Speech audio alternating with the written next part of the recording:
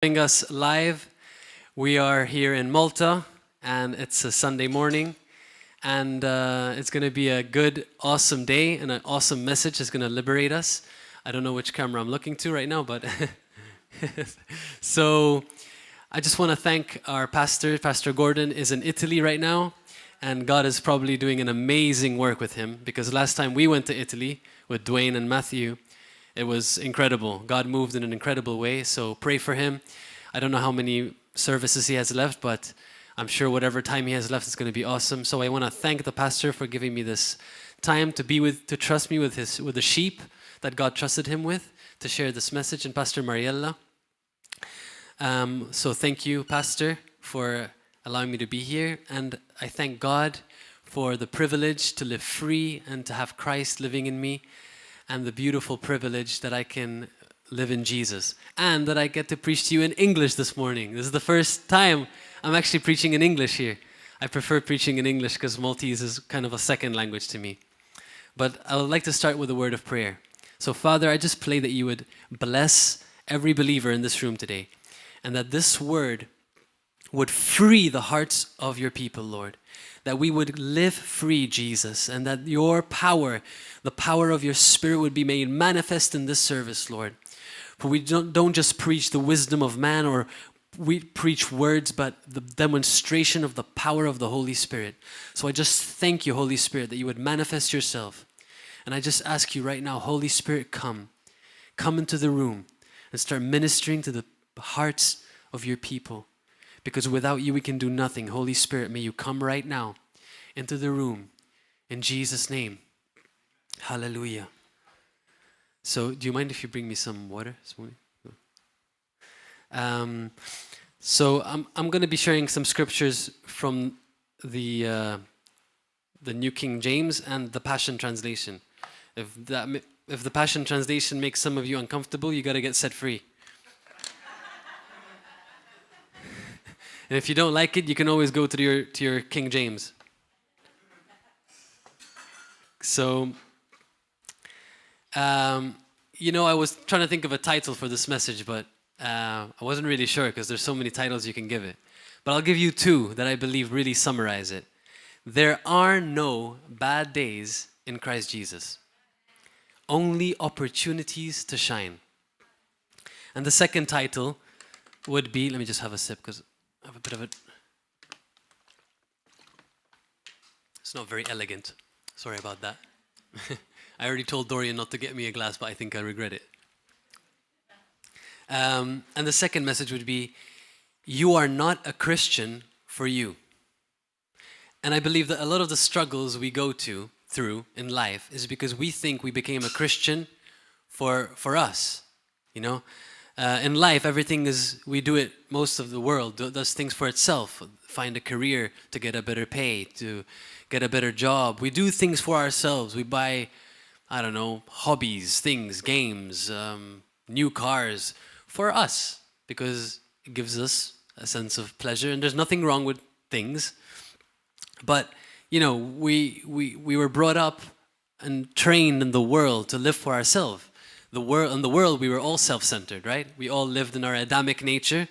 We all lived driven by need, trying to gratify our flesh, living for pleasure, until Jesus set us free. And that's what the cross represents, freedom. And I want to get into that today. I want to zoom in on that. And,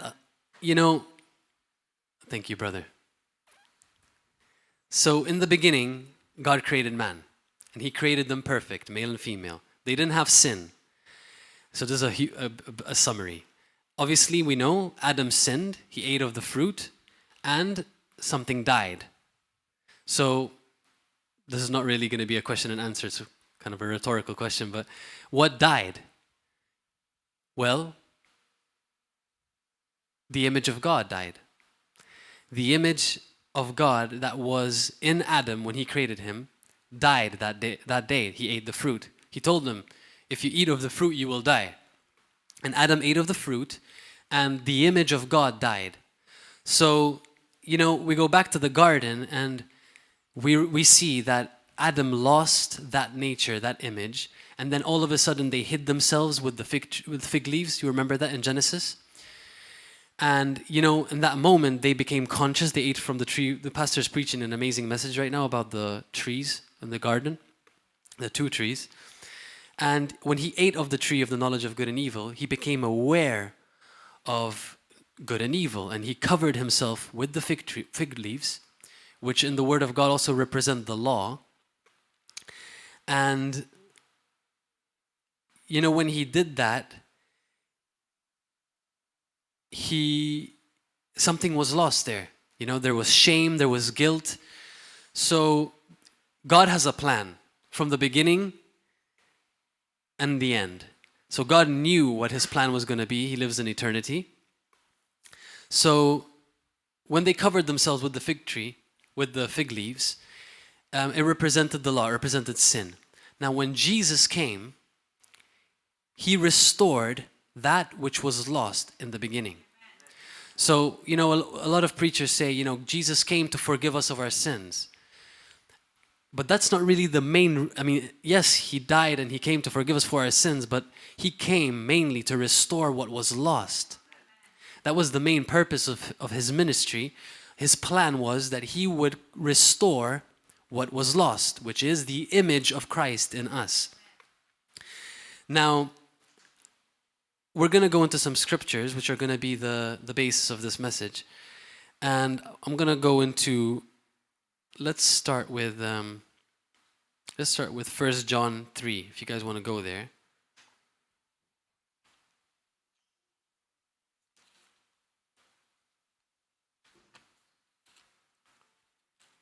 First John 3, where are you?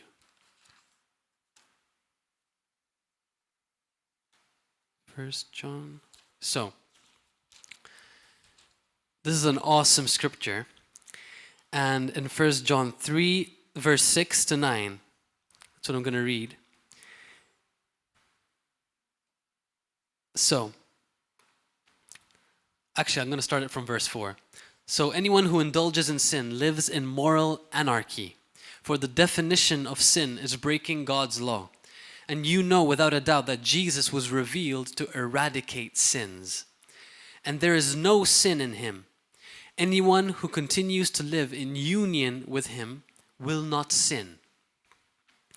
But the one who continues sinning hasn't seen him with discernment or known him by intimate experience. Wow.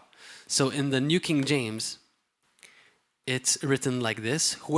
Just verse 6. Whoever abides in him does not sin. Whoever sins has neither seen him nor known him. Now, I think I'm going a bit ahead of my message here, but I'll bridge it back to that part I started with.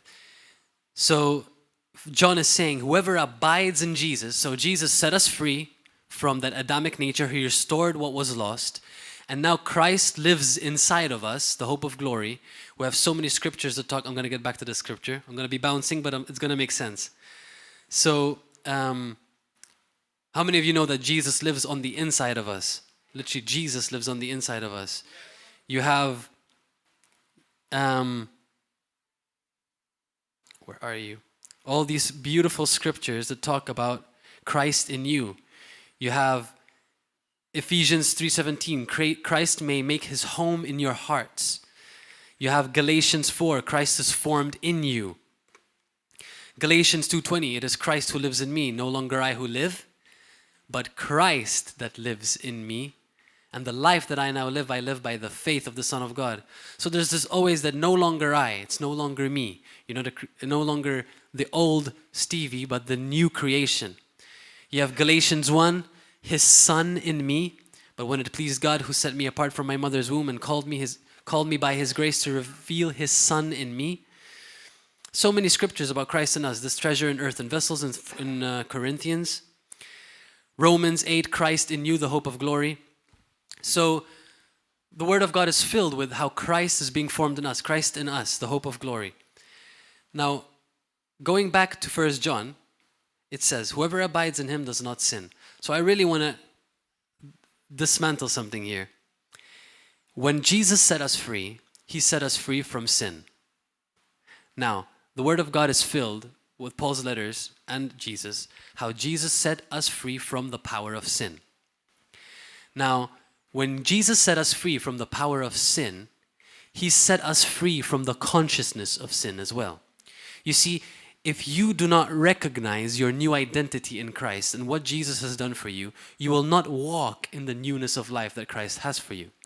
If you do not see yourself as innocent and see yourself from the finished work of the cross, you won't manifest Jesus. The Word of God says, as a man thinketh, in the King James, as a man thinks, so he is.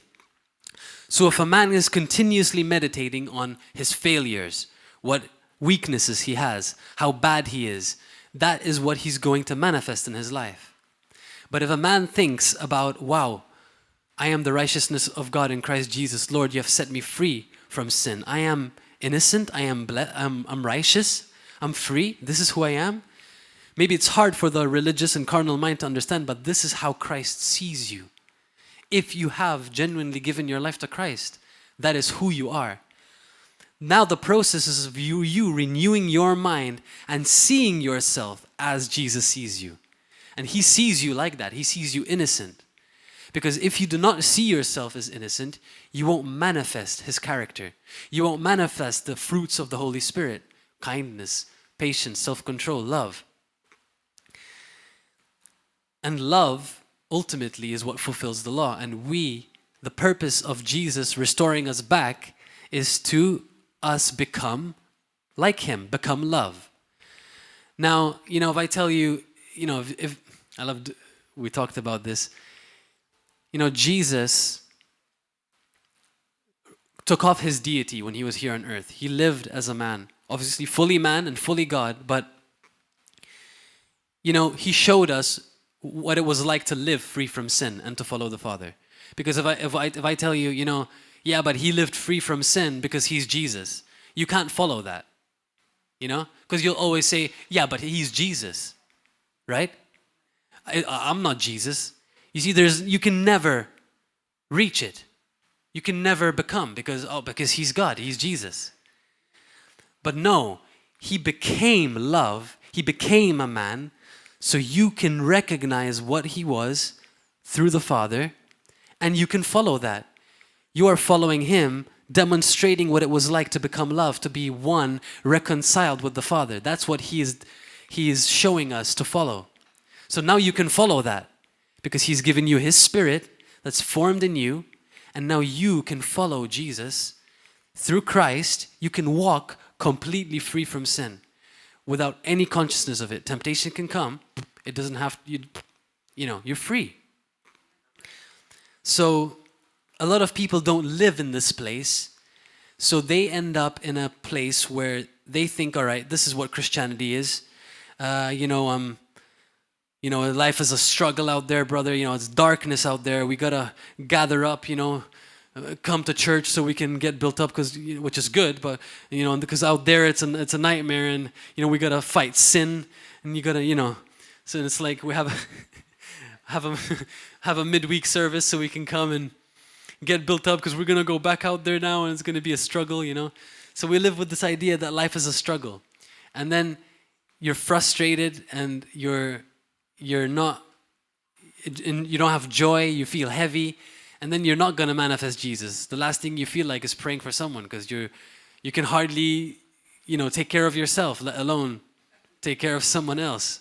You're struggling. Life is a battle. Life is hard, And then if someone is full of joy, they must, they probably have battles at home. They can't always be happy, because life is hard.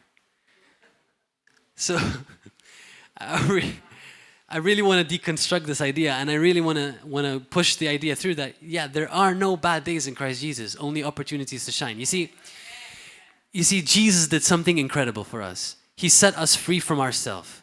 He gave us a new life, literally, a whole new life, like nothing ever existed before.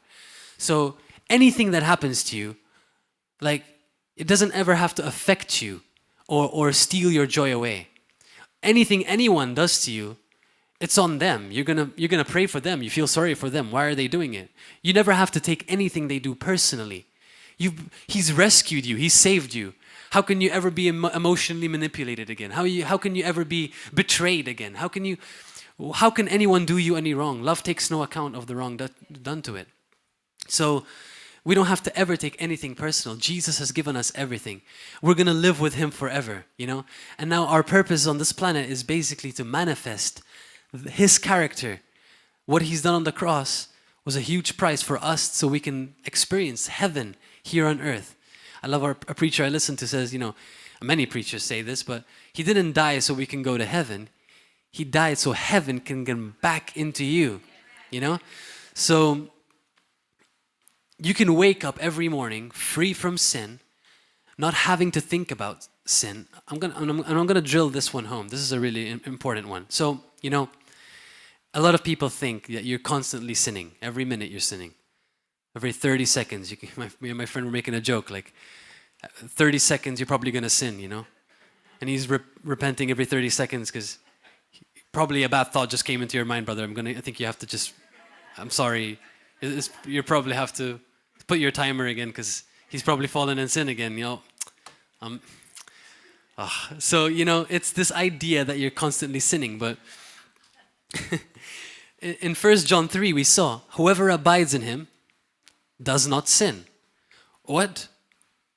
So none of you abide in him then? And it says, whoever sins has neither seen him nor know him. So I'm sorry, if you sinned, you never met Jesus. That's not true. He's met Jesus. So what is the saying? It says, whoever sins has neither seen him nor known him. See, the problem in this is that we do not understand what sin is, what sin means, our understanding of sin. So let's go to John 9, verse 41. John 9, verse 41.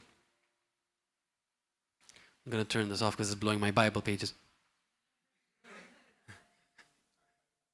So, yeah, John 9, verse 41. You guys are going to love this. Check this out. 41, it's the last verse. But I'm going to start from, I'm going to start a bit before. From 35. I'm going to read from the New King James now. So I'll make the ones that don't like the Passion a bit more graceful. So Jesus heard that they had cast him out. He's talking about a person that came to Jesus here. And when he had found him, he said to him, "Do you believe in the Son of God?" He answered and said, "Who is he, Lord, that I may believe in him?" And Jesus said to him, "You have both seen him, and it is he who is talking with you." Then he said, "Lord, I believe," and he worshipped him. And Jesus said, "For judgment I have come into this world, that those who do not see may see, and that those that see may be made blind." Then this is amazing. Some of the Pharisees come up to Jesus here, who were with him, and heard these words and said to him, "Are we blind also?" This is really interesting. And Jesus said to them, "If you were blind, you would have no sin. But now that you say we see, therefore your sin remains." So basically what's happening here is, in James 4, verse 17, it says that sin is knowing to do right and not doing it. That's what sin is. And here the conviction came to these Pharisees, and Jesus is telling them, so I'm going to skip one step back. So sin is to do right and not doing it. So there were things in my life that I was doing that were sin. The conviction of the Holy Spirit came, and I didn't resist the Holy Spirit. Maybe there were times I did, but let's say I didn't resist the Holy Spirit, and I repented of my sins. I said, "I'm sorry, Lord, that was not right." And I'm growing in my Christian walk, right? There are some things, I'm not fully renewed yet. There are some things that maybe I'm doing that now I grew and I go, oh, the Holy Spirit shined a light on me through a brother, through a preach, and I go, oh, wow, I don't know why I used to do that. That was not right, Lord. I'm going to stop doing that. The conviction of the Holy Spirit. You see, while I was doing some things, it wasn't sin. I wasn't conscious. I wasn't doing anything wrong in my heart as an intention. Now, it might have been So it doesn't have to be, I'm not talking about living in fornication here, okay? There's some things that are obviously sin, and the Holy Spirit is going to reveal those to you immediately. Now, of course, if you resist the Holy Spirit, that's going to be sin, as we're going to see now. But there were some things that I was doing innocently that might have been wrong, but I wasn't walking in sin. I didn't know they were sin. But the moment that the Holy Spirit came and showed me, convicted me, and I resisted the Holy Spirit, now that's sin. Because I know to do right, and I'm not doing it. And Jesus is telling the Pharisees here, if you were blind, if you didn't see, you were doing it innocently, you would have no sin. But because you say that we see, because you know, they're resisting the conviction of the Holy Spirit, he says, your sin remains. This is very powerful, because this goes against the idea that you're continuously sinning. Because a lot of people are doing a lot of things innocently, they're growing in the Lord, and you might be a brother, oh, that's sin, brother. I mean, it would be sin, but there's a way to bring a conviction to a brother, But it wasn't accounted to them as sin. You see? So they're not living in this continuous state of sin, because sin is to do right and not doing it. So otherwise, every time anything happens, like we said before, you're always living in sin. There's no real purity or reconciliation to the Lord. It's a continuous state of sin, So sin is really something conscious. It's something that you choose to do. Sin is something that you know when you do it. It's not something that just happens randomly and did I sin? It doesn't work like that. Sin is not something you're not aware of. I mean, yes, the world who doesn't have Jesus, they haven't received the atonement, the blood that Jesus paid. They are in the nature of sin because they haven't received forgiveness yet. You see? They haven't entered into the covenant. So the moment that they enter into covenant and they receive new life and they are born again, they receive Christ, and now they are free. They can, because of their unrenewed mind, they will choose to sin, and they will fall in sin, and that is sin. But for the Christian that is maturing and following the Holy Spirit, no, he's not continuously sinning. He's free from sin. Otherwise, so many of the words of Paul and John and Peter don't make sense. Like we just read in 1 John, where it spoke about that amazing word we just read. 1 John, let's go back to it, 3:6. So whoever abides in him does not sin. So here also we see someone who abides in Christ, someone who lives in Christ and really has fellowship with him, does not sin. How's that possible? It's possible because we understand what it means to sin. It's a conscious decision that you take, a resisting of conviction, a rebellion against God, deliberate disobedience. It's never unaware. It's never something that you do unconsciously. And then it's an amazing passage. You can continue to read it. Little children, let no one deceive you. He who practices righteousness is righteous, just as he is righteous. He who sins is of the devil, for the devil has sinned from the beginning. For this purpose, the Son of God was manifested. So, whenever I'm abiding, I'm not sinning. Whenever I'm abiding in Christ, I'm not sinning. If I abide in him, I will love much. And then the fruit of the Spirit will start to flow when I abide in Christ. So, going back to what I was saying before about manifesting Jesus. So yes, our inability to manifest Jesus in our personal lives is because we do not see ourselves as innocent. Now, we grew up in the world, and in the world we grew up in the desperate need of love. Everybody grew up, unless your parents brought you up as a Christian, and you had pastors as parents or Christians as parents, most of us grew up in the world. My parents were not Christian, their parents were not Christian, and most of my friends or brothers and sisters, their parents were not Christian. So they didn't raise us up as Christians. So we grew up in the mentality of the world, driven by need, continuously seeking to be loved and affirmed and validated, because we're looking for purpose in our lives. Everybody's looking for purpose. They're looking for to they're looking to feel like they matter. They're looking to feel like they fit in, like their life means something. So they're driven by need, and when you're driven by need, you don't know who you are. So, and you're continuously looking for your identity in all the wrong places. You're looking for your identity in your job. You're looking for your identity in your hobby. And most Christians still live like that because they have not understood that we have become love, that now we do not belong to ourselves anymore. And this life that we live literally belongs to Jesus. That's why suicide is so sad, and because they're killing themselves, but their life was never their own to take. Especially an abortion, like they're taking someone else's life in them. They think it's my right, it's my body, but it's not your body. Let alone you have another body inside you, which is even more crazy. So we don't belong to ourselves, So the moment that we get set free from the idea that everything revolves around us, the gospel is to serve you, Jesus is there to serve you, then we get this idea that like everything revolves around us. Like you're a Christian for you, for your sake, for your benefit. And we don't realize how many people come to Christ because of what the gospel can do for them. What they can gain from it. Their marriage is breaking, and now it's good.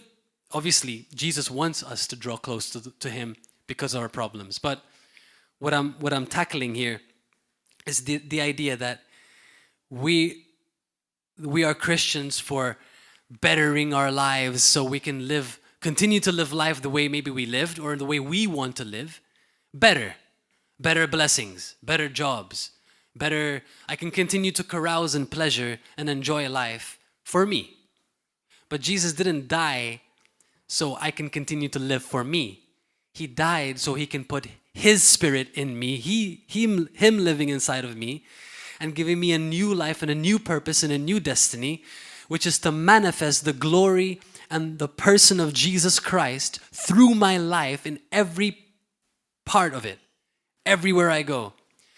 That is shining in every circumstance, no matter what it looks like, no matter what happened.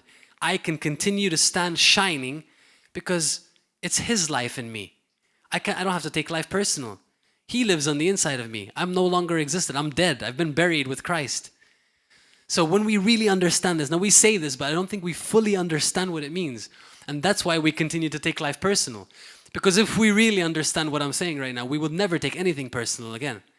We would never take life personal. We would never feel depressed or sad or struggling or never, because we understand fully who he is in us and what our purpose is, and we wake up with that reality that never changed. It's always like that, and now we live from that place of freedom. Now I'm going to read some scriptures that are going to enforce this. We're going to go into Colossians 2 first, and then we're going to go to Colossians 3. So Colossians 2, you can go there with me. Now I'm going to go back to the Passion. Because I like this one in the Passion.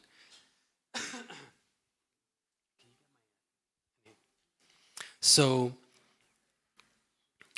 Colossians 2, it says, I'll read from verse 6 to 15. It's Paul's love for the Colossians. Thank you. So, I wish you could know how much I have struggled for you and for the church. Well, I'm reading verse 1, sorry. Verse 6. So, in the same way you receive Jesus, our Lord and Messiah, by faith, continue your journey of faith, progressing further into your union with him, with Jesus.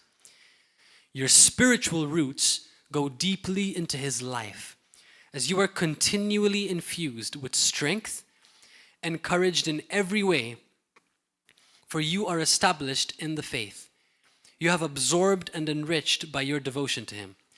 Beware that no one distracts you or intimidates you in their attempt to lead you away from Christ's fullness by pretending to be full of wisdom when they're filled with endless arguments of human logic. For they operate with humanistic and clouded judgments based on the mindset of this world. This will make sense in a second. This world system, and not the anointed truths of the Anointed One. For he is the complete fullness of deity living in human form, and our own completeness is now found in him. We are completely filled with God as Christ's fullness overflows within us. He is the head of every kingdom and authority in the universe. Through our union with him, we have experienced circumcision of heart.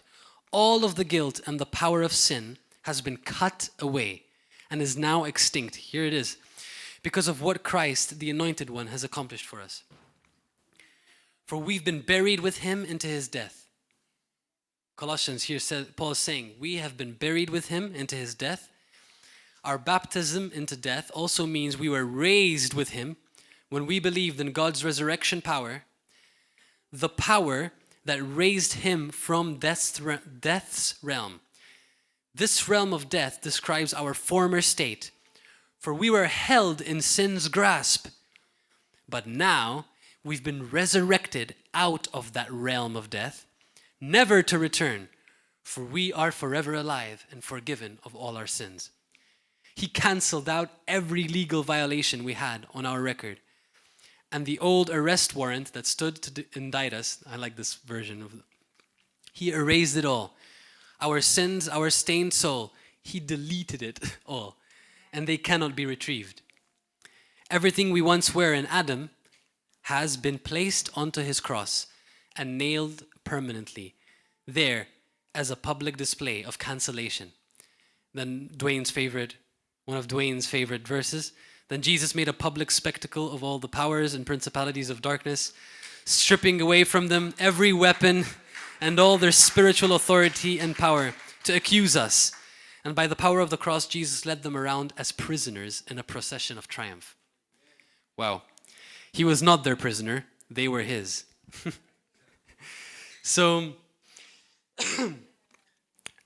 that was a beautiful description of how we were buried with Christ and now we were raised together with Christ in this new resurrection life. No longer ever to be identified with that old person again. Christ truly has been formed. It's a new life in him. And this is affirmed again in Colossians 3. Colossians 3. Christ's resurrection is your resurrection too. This is why we are to yearn for all that is above. For that's where Christ sits enthroned at the place of all power, honor, and authority. Yes, feast on all the treasures of the heavenly realm and fill your thoughts with heavenly realities and not with the distractions of the natural realm. Your crucifixion with Christ has severed the tie to this life. And now your true life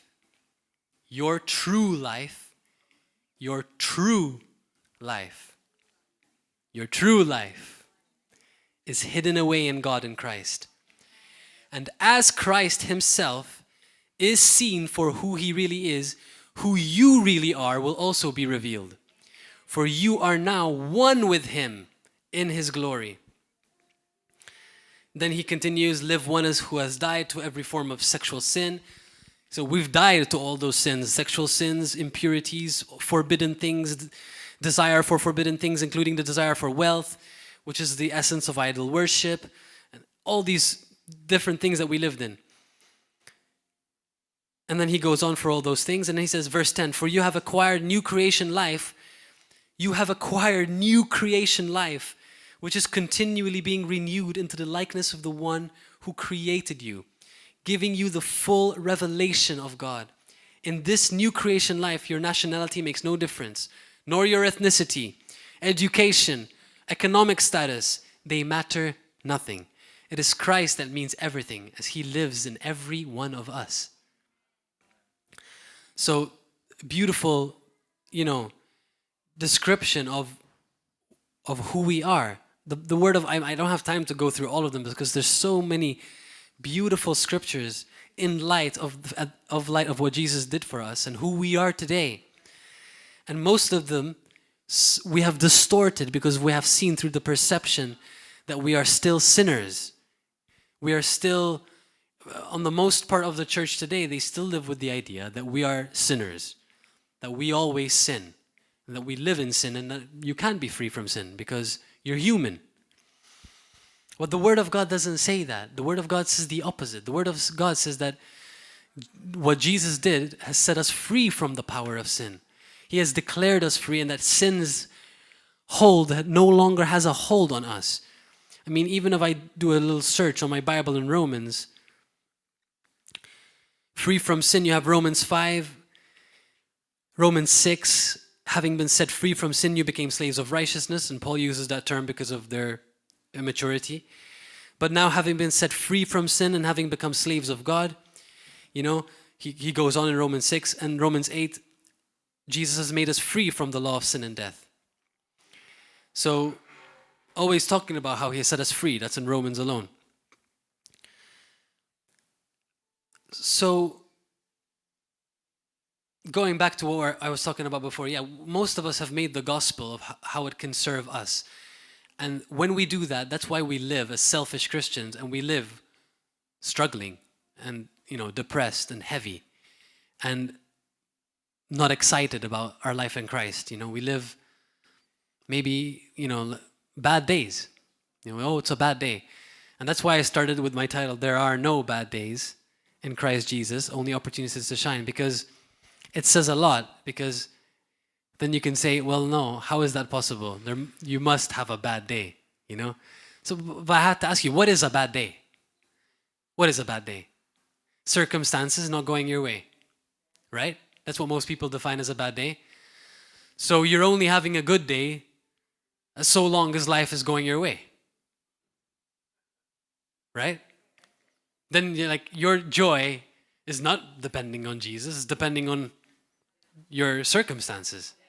It's depending on how well people treated you today, how good the weather was, how circumstances. So what did circumstances ever trigger Jesus? Did it ever shake him from his foundation? You know, can you imagine Jesus on the cross? of a preacher I listened to. You know, they're spitting in his face. You know, they're releasing Barabbas after everything that he's done. You know, a prisoner. He could have been like, Father, you know, I'm done with these guys. You know, I've healed them. I've raised the dead. I've prayed for them. And now they're releasing Barabbas. How? Father, please. This is not... Jesus had the biggest reason to act that way. To act like, you know, I'm done with them. To give up on them. You know, but we do that countlessly, you know, with that attitude. It's funny when we put that attitude on Jesus because we know that's not what he would have done. But why didn't he react that way? It's because he knew who he was. In the midst of every circumstance, in the midst of every struggle, in the midst of every storm, Jesus never lost sight of who he was. He never lost sight of who he was with the Father and who he was as a son. Now again, it's not because he was Jesus, he gave that to you as well. Each believer. Christ lives on the inside of you, so you can be like Jesus. So if we are, you know, looking to Jesus as our example and the author and finisher of our faith, we don't have to be moved by circumstances. We don't ever have to be triggered by what people say or what people do to us or what happens. We can always manifest Christ, shine as a light in the midst of that problem, in the midst of that difficulty. It doesn't have to weigh you down. It doesn't have to depress you. It doesn't have to steal its joy away from you. It's just a challenge before you, and you're going to manifest and shine in the midst of that challenge. Now, yes, this is a process of maturity. It's a growth. But if I keep preaching to you, I'm not going to keep preaching because I never did. If I preach to you that you're a sinner and you're sin conscious, you're always going to be thinking, you know, you're always going to be seeing yourself as the struggle, you know, and you're struggling because of that human nature, and you're not seeing yourself, wow, I am free in Christ, I'm innocent, Lord. Now, when you're seeing yourself from this perspective, you're going to manifest this. You're going to manifest that innocence. You're going to manifest this reality. But if you keep thinking you're you're a sinner and you're sinning and you're evil and you're wicked and you're waking up every day thinking that you have to repent, then you're not gonna live in that freedom that Jesus bought for you with a high price, which is his life, his very own life. You know, your freedom cost him his life. And this is not to undermine the power of sin and how horrible sin is. I mean, it crucified our Savior. So this is not to try to take away from how nasty sin is, but it's trying to put the focus on how beautiful the sacrifice of Jesus is. Because it was a big sacrifice for him to pay the price for our sins, but it was not for perpetual failures, you know? He didn't die for perpetual failures and for a little group of very small people to go to heaven. He died for a victorious church, a victorious life in Christ, so we can manifest him wherever we go. So we can heal and raise the dead. So we can preach the gospel boldly without intimidation. That's what he died for. He died for a glorious bride. He died so we can live free in him and full of joy and like Jesus. So Jesus is painting a picture of what it's like to live like Jesus. And again, we're not going to say, I can't do that because that's Jesus. He became love so I can become love. Well, he didn't become love, he is love. But I became love because he gave me his spirit so that he can live inside of me. So I became love, I became like Jesus. So now, you know, I have compassion on people that I didn't have before. I see things that I didn't before because Jesus lives on the inside of me. The life that I now live, I live by the perspective, by the faith of the Son of God in the King James and in the Son of God in the New King James. So I'm walking free from sin, no consciousness of it because I don't have to sin. It's a conscious decision to sin. So I'm not thinking about sin. Forget it. It's over. If you haven't repented, if there is a sin that the Holy Spirit is showing you, I don't need to tell you. The Holy Spirit is telling you right now, probably in your heart. Holy Spirit is knocking and going, hey, stop doing that. And you're either going, no, just a bit longer. Or you're going to go, okay, I'm letting go. I'm repenting, Lord. Many of you, I don't know how many of you heard a message I preached once about the rooms, you know. I'm not going to get into it today. It's an evangelistic message, but also for Christians. But Jesus wants every room of your heart. He doesn't want one room. He wants the whole house. And when you give him the whole house, you will experience true freedom because, you know, you're keeping that room to yourself because it's giving you pleasure, temporary pleasure, and it's giving you a feeling of gratification. But it's because you're still living for yourself to some extent. Because if we truly surrender our whole lives to Christ, then we're waking up, Lord, let's go. You're excited about manifesting Jesus. You're excited about your life in Christ. You're not thinking about you. You're thinking about, okay, Lord, let's go. Holy Spirit, lead. It's about you today. I can't wait for how many people you're going to touch through my life today. I can't wait for how many people are going to be saved. Words of encouragement I'm going to say to people through my life, Lord. Every one of us has a sphere of influence. And you are unique the way God made you. Now, there are some people that you can reach that I'm not going to reach because they're in your sphere of influence. So it's Christ in each one of us, the hope of glory, and then we're scattering, you know? We're not coming here like Jesus addicts. As soon as we get out of here, it's like, that's it. All hell breaks loose again. And it's so dark out there and, brother, Malta's over. That's it. It's done. There's no hope. Everything's broken and people are broken and, life is hard. And like I was saying before, and, I'm so glad I'm waiting for Sunday to come so I can go to church and, just get a dose of Jesus. Because life is hard. I can't wait to get to church this Sunday because life is so hard out there. And we're going to make a midweek service because we can't get through the week without it. It's the wrong perspective. It's funny actually and sad, but Jesus lives on the inside of you. You're taking him everywhere. And his joy is your strength. Now, I'm not I'm not trying to be insensitive to people's struggles. I've struggled for a while as a Christian. I've had years of my life as a Christian where I struggled with sin.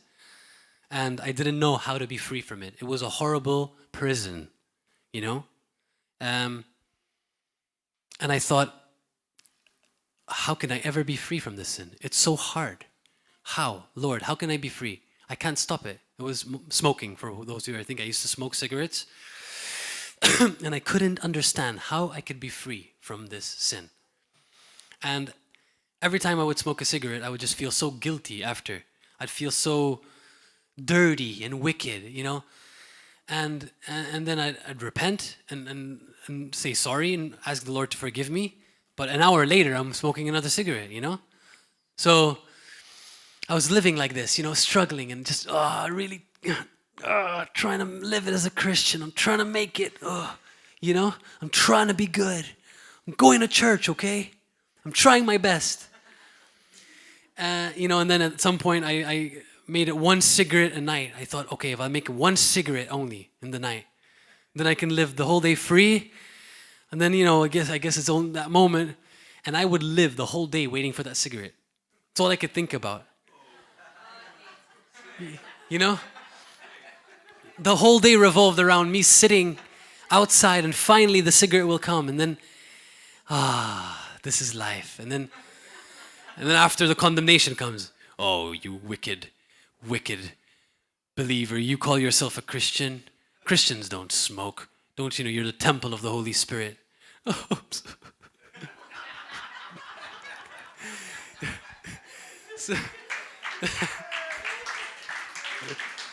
So one day I heard a message that set me free. It was this message. And this guy was saying, I talked about smoking. He's saying, you know, if you're smoking, just take that cigarette, and while you're smoking, declare who you are. Thank you, Father, that you've set me free from smoking. Thank you, Jesus. I've been set free from the power of bondage and sin. So you quickly realize you'll start to shift out of that place. And then I was starting to read Romans, that you've been set free from the power of sin. It's no longer you who live in Galatians, it's Christ that lives in you. And this new perspective is being formed all of a sudden. And it's like, wow, I'm free, Lord, I'm free. And it's becoming a reality and it's getting exciting. And then 2 weeks pass, I'm still... So I lived like this for a while, you know, but ultimately, it's a process. The seed was there. I'm declaring what I want to see. I'm declaring the truth. I'm not declaring what life is saying around me. This is important. Life speaks, if you let life means circumstances, experiences, feelings. If you let life speak louder than truth, what's going to happen? Then you're going to become the product of what you're going through. So you don't want to become a product of what you're going through. You want what's around you to shift according to the truth that you know. Amen. The pastor has been preaching a very powerful message about declarations, our tongue, what we declare, and this is incredibly important, and it fits together because I don't want to lose track of time. How much time do I have? Make a sign for me. So we don't want to lose sight of truth, because it's truth that sets us free. And all of us want to live free because Jesus died to set us free. To set us free from the power of sin into the new creation life. A new creation, and we've heard it preached here, it's something that has never existed before. That's what you are. You're something that has never been on the earth before Jesus. It's a human being filled with the very Spirit of God, reconciled to God the Father. You have the mind of Christ and a new heart. It's beautiful. So, you know, that's tying together that quote, there truly are no bad days in Christ Jesus. And that's why there are no bad days in Christ Jesus, because no matter what happens to you, no matter who does you wrong, no matter what happens in life, you can stand fast in the truth that you're going to live forever, you're with Him, And in that, whatever's happening, you're not trying to put on the last sermon that you heard. Okay, and this, you crash your car. Okay, I have to put on love. I have to be love, because that's what the Bible says. And you come out of the car. Hey, it's okay. Oh, it's okay. Don't worry. You should have seen that stop sign. You're so frustrated inside. But you know that you shouldn't act like that. So you're really trying. So that's what's coming out of you when life is squeezing you.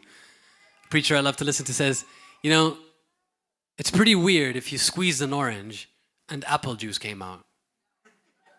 That would be pretty weird, right? So in the same way, why is it not weird when we squeeze a Christian and everything but Christ comes out? Circumstances are the squeezing. Life is squeezing you, and then the world comes out of you.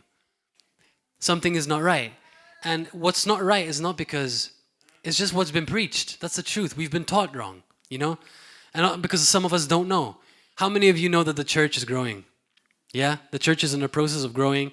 None of us have reached perfect wisdom and state. And for hundreds of years, the church has taught the body of Christ that we are just horrible sinners, and thank God Jesus died for us, because we're worth nothing. And if it wasn't for Jesus, which is true, but it makes us feel like, you're a sinner, and you're always going to be a sinner, and you can never live victorious. You just gotta keep on, you'll go to heaven one day. It's going to be okay, but this life is a struggle, and nobody's really okay. Everybody has their struggles. Everybody has a battle somewhere, and now it's true we have battles, but my point is it's like this idea that we are all struggling. The idea that we're all getting through. We're all making it. So we come to church. This is not targeting anybody. This is all of us, okay? Oh, brother, if we're here, it's good. If we're here, it's good. What are we saying when we say that? We're saying, basically what we're saying is life is so hard and horrible out there that, since we're here, now it's okay. Circumstances. It's depending on us being at a physical location or with a body of people. When Jesus is with us all the time, and he wants to go before us, he wants to explode from our lives everywhere we go. The moment you come out of here, the moment you come in, nothing has changed. In the sense that when you're here and when you're not, it's just simply our perspective, We're carrying him everywhere we go. And when you become aware of the Jesus inside of you, you will start to manifest Holy Spirit. The more you become aware of the Jesus who is inside of you, you will start to manifest Holy Spirit. You will start to live like those who have gone before us. I know so many beautiful, I don't know them personally, I know like one or two, who live truly explosive lives for Christ. They'll ask the Holy Spirit to come and the whole room will be filled with glory. They live lives with this revelation that I'm speaking. They live lives knowing who they are in Christ. They're not struggling. You won't see them trying to hide their face, put a smile on, and then after they're not trying to maintain putting on a Christian face. That's who they are, because they've understood a revelation. It's a revelation. And there was, I think it's Ephesians 2. We're going to quickly go here and I'm going to wrap it up. We're going to go into Ephesians, okay? Because Ephesians is, wow. If you want to get set free, read Ephesians, Colossians over and over again. I mean, I gave you 2, but you can read Romans, you can read pretty much the whole Bible, but they really talk about our identity in Christ. Ephesians, Colossians, Romans, Galatians, I guess all of Paul's letter. Paul really had a revelation of who he was in Christ. So let's go to Ephesians 1, sorry. This is what happens when you use your phone Bible all the time. You don't know where to go in the Bible. 1 second. Okay, I'm going to read it from my phone. By Passion Translation.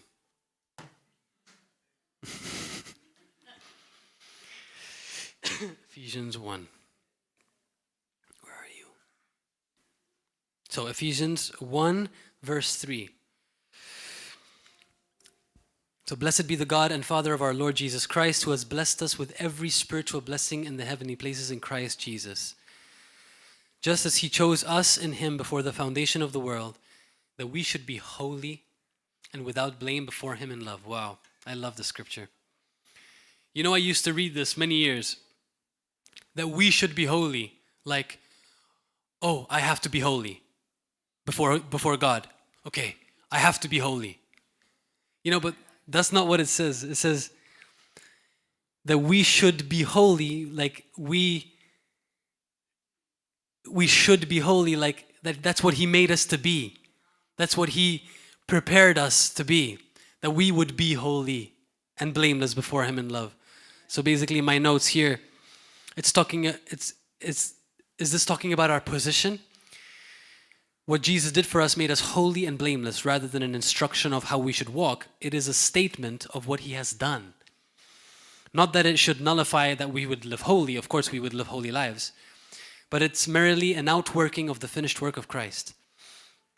And in the Passion it says, in love he chose us before he laid the foundation of the universe. Because of his great love, he ordained us so that we would be seen as holy in his eyes, with an unstained innocence. Beautiful. Ephesians 2. In Ephesians 2, and you he made alive who were dead in trespasses and sins, in which you once walked according to the course of this world. So it continues to say that, you know, you once were like this, and you lived by the lusts of your flesh and the desires of your mind. It goes on and on. You can read it because I don't have so much time. But it says in verse 4, but God, who is rich in mercy because of his great love with which he loved us, even when we were dead in trespasses, he made us alive together with Christ and raised us up together and made us sit together in the heavenly places in Christ Jesus. Now this is truly beautiful, brothers. It's not, and sisters, it's not just, you know, some beautiful thing we read. This literally means that we have been raised together with Christ. We are with him in the heavenly places. That is our seat of authority that we operate from in this world. So it's not something small that we have become this new creation. There's so much revelation in it to understand. And when we meditate on Christ in us, the hope of glory, we will start to live what I'm saying. You know, we all of us have gone through struggles. All of us have gone through, you know, battles in life. Yeah, so this is not to be insensitive to anybody else, but there's always someone who's gone through something worse than you. So it's not about to be insensitive to your story. You could have gone through the worst thing, but he's gone through a story too, so that you don't have to be defined by the story that you went through, you know? So it doesn't matter where you've come from, what you've been through. That doesn't matter anymore. What matters is that Jesus Christ gave you a new life, a new creation life, and you don't have to be defined by those past hurts anymore. You don't have to be defined by sin or any statements that your family has made about you. You don't have to be defined by past failures, you know, your past performances. You don't have to be defined by anything. Literally, doesn't have anything on you. His story is the only thing that matters in your life. His image in you. Jesus is not seeing any of that stuff. All he's seeing is my daughter, Monica, my daughter, Tanya. He's just seeing you through the finished work of the cross. The righteousness of Christ, God's righteousness in you. You are the righteousness of Christ Jesus. When he sees you, that's why when we see a person that comes to church who's broken, we're not seeing that brokenness in this context. We're seeing his potential. We're seeing what he looks like when God's Spirit is inside him, right? We're seeing, by faith, wow, God, you died. You didn't die for this person. You didn't die so this person can continue living in his failure. I'm not seeing him in the flesh. I'm seeing his potential. And that's how Jesus sees each one of us. If God had to see me through my failures, I would never be where I am today. God was always seeing me in him. This is what Stevey looks like when he's walking in the Spirit in Christ. Wow. You know? Hallelujah. So that's how we have to see ourselves as well. We have to be graceful with ourselves. And I would like to share this with you. It's really good. You know, mercy is what you need when you sin. Right? Because sometimes we say we need grace when we sin. Where is it? I have some notes here. That was really good. Just going to find it quickly. So, yeah, I can't find it, but basically it was about, here it is. So, when I sin, which I won't, God willing, by God's grace that sustains me, but if people sin, they need mercy, not grace. I need grace so I don't sin. Does that make sense? So grace sustains you to walk and operate in the Spirit. And grace keeps you from falling. Grace keeps you from sinning. And it ties into what we were saying in the beginning, where you're not sinning every 30 seconds, because sin is to know to do right and not doing it. Like the Pharisees, and when the conviction of the Holy Spirit comes and you resist it, it will become sin. But if the conviction of the Holy Spirit, for example, I don't like to jump around, but I felt like this was important. Recently, there was something that the Holy Spirit shined in my heart, you know? Many things, it happens. And it's like, oh wow, you know, it's true. Why did I do that? It's not like something, other believers won't even think of it as sin. Because for them, it's not something big, but I'm maturing, you know? Everybody's on a journey, growing. And I think, why did I used to do that? You know, I'm not going to do that anymore. Lord, I think this grieves you. And the Holy Spirit is teaching me. He's He's fathering me, you know? And I'm like, wow, Lord, you know, I'm not going to do that. But now, if I resisted that, maybe half the Christians in the room would disagree that I'm not going to mention it because I don't want to cause any weird, you know, division, but it's just my own personal conviction. But they would think, that's not a sin. But the Holy Spirit was ministering to me. I felt that this was not, you know, right. And if I hardened my heart and resisted that, then it's going to be sin to me because I know to do right and I'm not doing it. I'm just trying to justify it. Well, he doesn't think it's a sin. She doesn't think it's a sin. So, you know, then it's not a sin. The Holy Spirit is saying it's a sin, you know? And even if I was in some sort of legalism about something that's maybe not a sin, actually, if I believed it to be sin, it's sin to me. That's what the Word of God says. And then I just need to be set free from religious bondage, but that's another story. Like if someone's not keeping the Sabbath, you know, some people may say you're sinning, but God's not accounting that to you as sin. You know, you're free in that regard to not to have to keep the Sabbath. Jesus fulfilled the Sabbath. There's a whole teaching on that. I'm not going to get into that. So, essentially, if we do not see ourselves in this way, we will not manifest Jesus. You will not shine in the midst of circumstances. You're just going to be weighed down. You're going to feel like you're not good enough. You're not worthy enough. You're not Christian enough. You're always going to feel like you're never reaching. You know, you're never like him. But the truth is that you are like him. He has made you like him. He paid a high price for that. See yourself as innocent. See yourself from the finished work of the cross. See yourself as his beloved. You're going to live forever in him. There's nothing that you have to fear. Perfect love casts out fear. And the Lord will take you through a journey of renewing your mind and your identity in Christ. So now you're starting to see in a mirror who you really are. And like it says in 2 Peter, in 2 Peter verse 1 to 9, it says,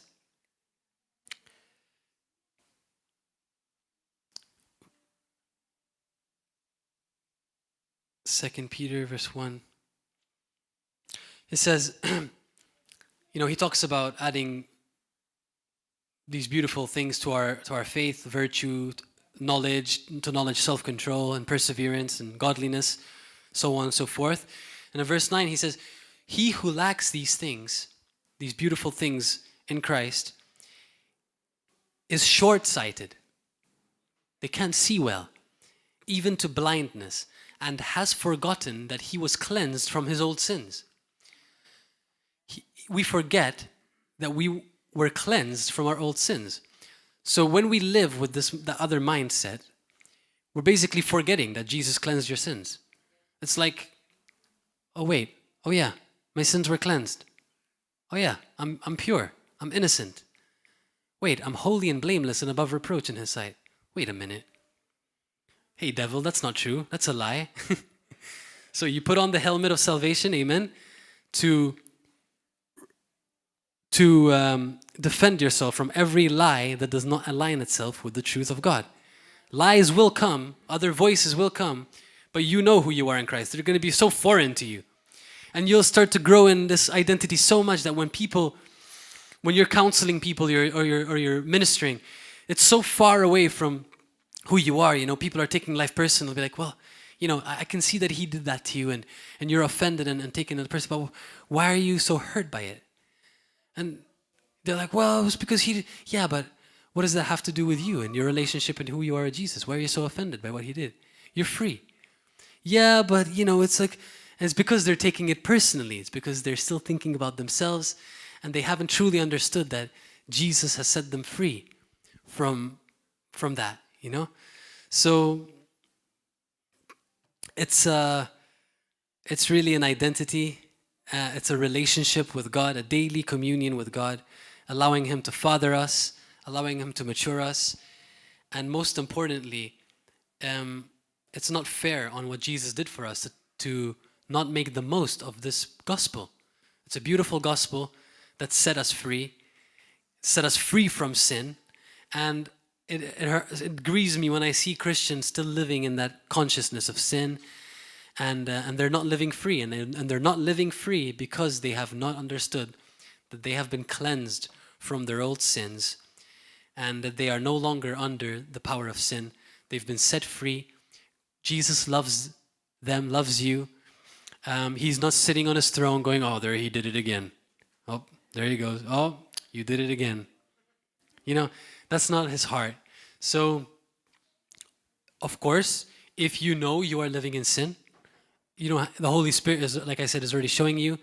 Repent and understand who you are now in Christ. Understand that he is not accounting it to you as sin. His righteousness in you. He's forgiven you. You are completely free. See yourself as innocent now, because that's what Jesus paid for. That's what he did so you can be free. So I'll close there in a prayer. Father God, I just thank you for this message, Lord. Your message of freedom, Lord, the gospel that declares us free, Lord, that declares us free from sin, Lord. Thank you that we can live free from sin, free from the power of sin, that we can live in the liberty, hallelujah, and the freedom to manifest you, hallelujah, no longer bound by sin and chains, Lord God, but completely free to be welcomed by you, Lord. Sin no longer has dominion over me. Thank you, Jesus. Hallelujah. That we can stand before you holy and blameless and above reproach in your sight. Thank you, Lord God. May you impart this to every believer who struggles with any addiction, any lies, any condemnation. Lord, we come against condemnation in the name of Jesus. We come against every spirit of condemnation in the name of Jesus, Father. Holy Spirit, I just ask that you would minister right now to every heart that has been condemned by the enemy, Lord, or by bad teaching, in Jesus' name. Hallelujah. Jesus, thank you. Jesus, thank you. I just feel like the Spirit is already touching some of us here in the room who may have felt condemned or felt unworthy to receive God's love, or felt unworthy because of circumstances, because of life's voice and not the voice of truth. Remember, brothers and sisters, surround yourself with the Word of God. Surround yourself with people of faith. Don't listen to things that are not of God. Don't surround yourself with people who are not Christian. It doesn't mean that you don't minister and be with people for the sake of ministry, but surround yourself with the Word of God. So to our YouTube audience, I hope this has blessed you, and I hope you're free. I hope it set you free. You can make a whole conference about this subject, because it's so vast. But at the same time, it's so simple. Jesus set us free. Free means free. Whom the Son sets free is free indeed. You are free. Hallelujah. So, is there anybody who hasn't given their lives to Christ here? Are there any new believers? Everybody is a Christian, which means filled with the Spirit of God. Is everybody baptized in the Holy Spirit? Everybody speaks in tongues? Okay, if you don't, we want to pray for you. And YouTube audience, whoever is watching and you haven't given your life to Christ, I would like to say a prayer with you. Just follow in this prayer, say after me, and just say it from your heart. Say it with the intention, and just call on the name of Jesus. Just say, Jesus, I give you my life. Lord, I surrender my life to you. Set me free. Set me free from the power of sin. Forgive me of all my sins. Lord, fill me with your Spirit. I want to become like you. Jesus, I receive you. I give you my whole heart, my life. In Jesus' name, I believe that you were raised from the dead on the third day, that you died and raised again on the third day, and that you are the Son of God. And I thank you in Jesus' name. If you said that, well, from your heart, that's it. You called upon the name of Jesus, you are saved. Now it's about renewing your mind and understanding what beautiful gift you have been given. And that's to all of you as well. So Jesus has given you a wonderful gift, brothers and sisters, bigger than you can imagine. It's the too good to be true gospel. It's still too good than what I'm saying. I cannot hype it enough. I can't hype it enough. Because how can you hype someone giving you more than millions, anything? How can you hype that? There's no hype. It's just the truth. So, amen. That's it. Whoever wants prayer, I'd like to pray. For whoever wants an impartation of freedom, whoever wants to get set free, if you're feeling bound, if there are addictions or anything that you feel like you're struggling with, come, we'll pray for you, and then you will leave free. That's it. You never have to think about it again.